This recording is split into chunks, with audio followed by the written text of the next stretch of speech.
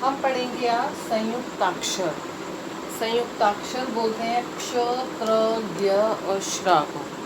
वैसे तो ये चार जो अक्षर हैं वो संयुक्ताक्षर या फिर संयुक्त व्यंजन कहलाते हैं। ठीक है, तो आज हम इन्हीं के बारे में पढ़ेंगे। अब इन्हें संयुक्ताक्षर कहते क्यों हैं?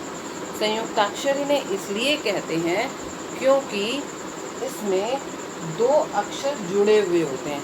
ठीक है, एक आधा अक्षर और एक पूरा अक्षर, और इनके जुड़ने से ही एक नया अक्षर बनता है।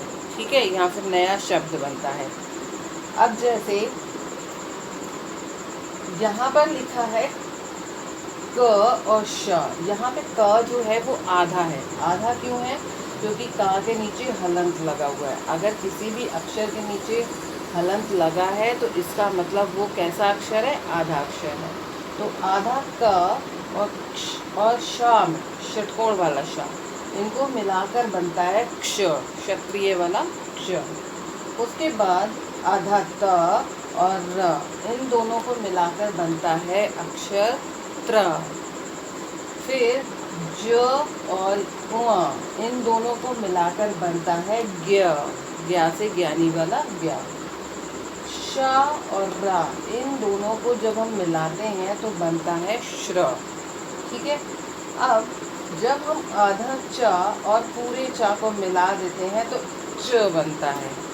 इससे मिलकर और भी कई शब्द बन जाते हैं, आगे हम बताएंगे आपको। फिर आधा म और पूरा म, इन दोनों को मिलकर बनता है म। फिर आधा च और पूरा छ, इनको मिलाकर बनता है ये वाला अक्षर श। ब और बा को मिलाकर ये बन जाता है प, और य को मिलकर बनता है प्य। ठीक है, श और आधा श, षटकोण वाला आधा श और टा, इन दोनों को मिलाकर बनता है ष्ट। ठीक है, तो ये सारे क्या है? संयुक्ताक्षर हैं। क्या है ये? संयुक्ताक्षर। अब इनसे मिलकर जो शब्द बनेंगे, ये तो सारे अक्षर थे, ये इन सबको जोड़कर बने हैं ये सारे अक्षर। अब इन अक्षरों से हम नए नए शब्द बनाना सीखेंगे। ओके, सीखा था कि संयुक्ताक्षर कैसे बनते हैं।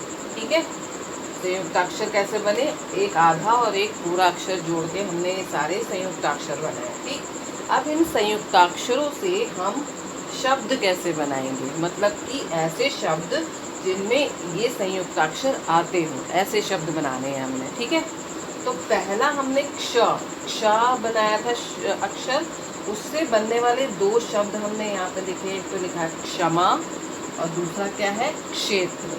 ठीक है, फिर है त्र से बनने वाले दो शब्द हो गए त्रिशूल और त्रिकोण।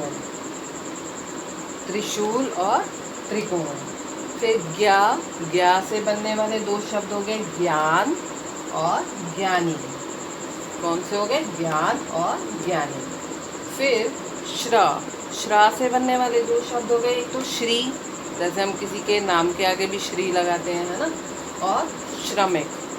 उसके बाद है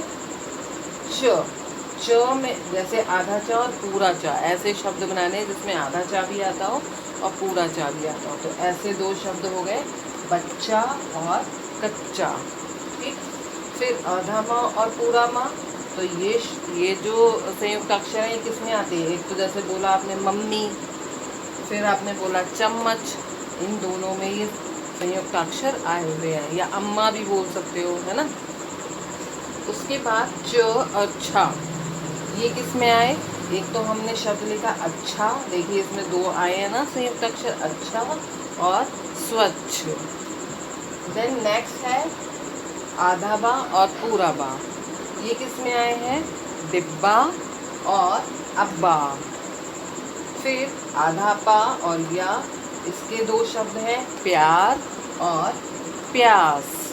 ठीक है, फिर आधा षटकोण वाला शा और टा, इससे बनने वाले दो शब्द हुए कष्ट और नष्ट।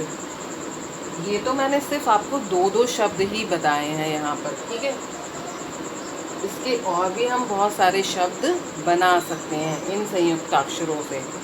तो आई होप आपको ये समझ में आ गया होगा कि संयुक्ताक्षर इसलिए इनको कहते हैं, इन अक्षरों को संयुक्ताक्षर इसलिए कहते हैं क्योंकि ये दो अक्षरों से मिलकर बनते हैं, एक आधा अक्षर और एक पूरा अक्षर। इसलिए इनको क्या, संयुक्त का मतलब ही होता है जुड़ना, ठीक है, क्योंकि इसमें दो अक्षर जुड़े हुए होते हैं, इसलिए इनको क्या कहते हैं, संयुक्ताक्षर।